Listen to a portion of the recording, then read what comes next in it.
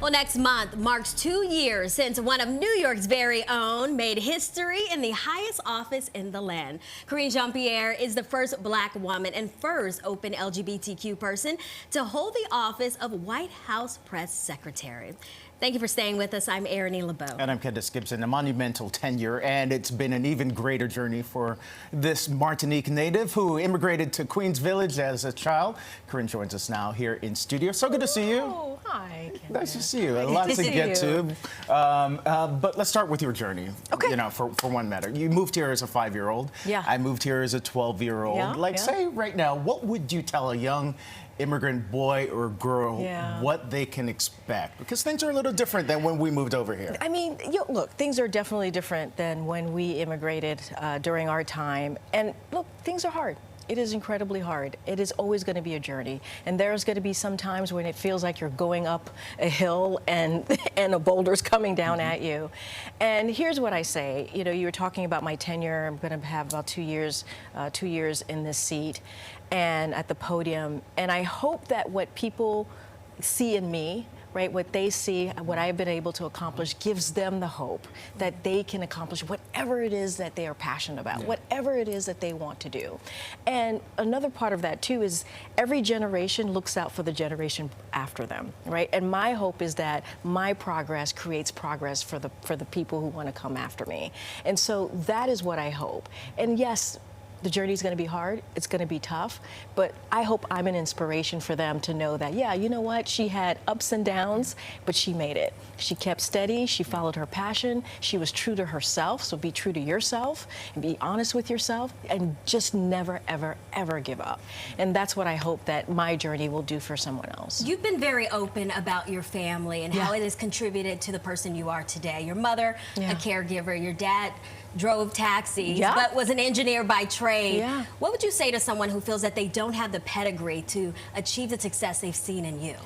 Wow. Look, my parents came here for what so many immigrants come to this wonderful, amazing country for, right? Which is the American dream. The problem is the American dream looks different for everybody else.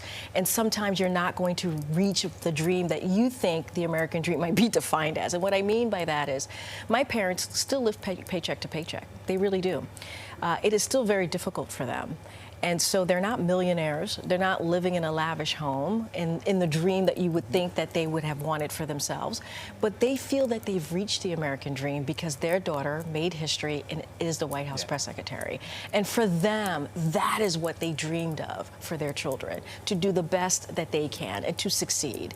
And so it is a tough time, but I also work for an administration that has done everything that we can, and this president, to turn the economy around. When we came in, there was COVID. The pandemic was killing 3,000 people a day. If you think about that, you think about the economy was on a tailspin, and now created 15 million jobs. Unemployment is under 4%. That matters. There's still a lot more work to do. We got to lower costs and lower prices for people, but we have to make sure that we're moving in a way that we're creating an economy that is building the economy from the bottom middle out, making sure that we put the middle class and working class at the center of that, and not this trickle-down economy that we've seen for decades and decades. So we're going to continue to do that work.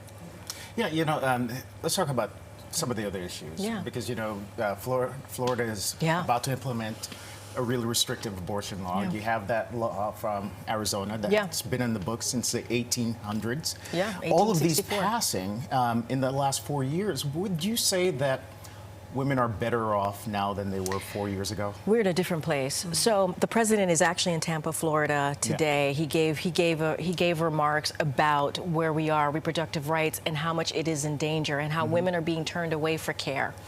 And you have 30 million women who are living in states where there's an abortion ban. They're going after not just abortion, IVF. They're going after contraception. And so we are living in a time that is incredibly scary and dangerous for women.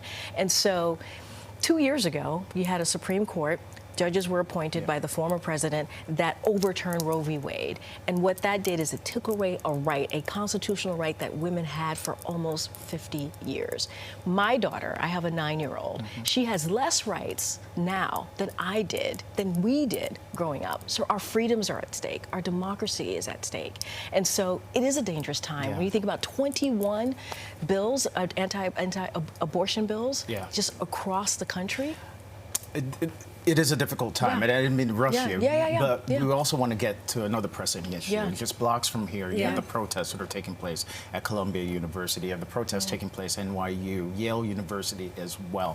Where does the administration draw the line between free speech and anti-Semitism speech?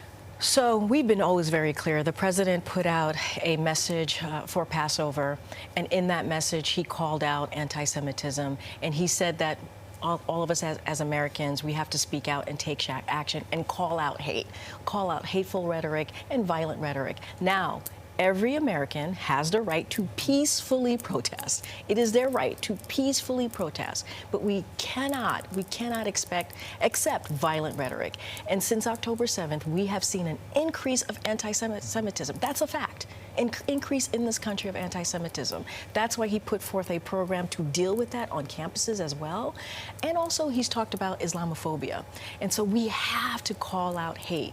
And that's one of the reasons why he decided to run in 2020, because of what he saw in Charlottesville, the hateful rhetoric that was happening with what ended up happening there, a young woman dying, right? And so we have to make sure we call out that hate, but every American does have the right to peacefully protest. And I love how you said the American dream looks different for everyone. But a dream deferred is not necessarily denied. A dream denied, that's right. And we all have a responsibility, because what your parents saw as a dream is coming to fruition in you. Thank you. That's beautifully said. Beautifully said. So good to see you again. Good to see you, Kendis. Thank you so much, Aaron. Nice to meet you. Karine's in town. She hopes to get some Haitian food. That's right. That's right. Hopefully I can find some. I'm sure I can. I'm in New York. All right. Thank you. Good to see you. Thank you. Thank you both. We'll be right back.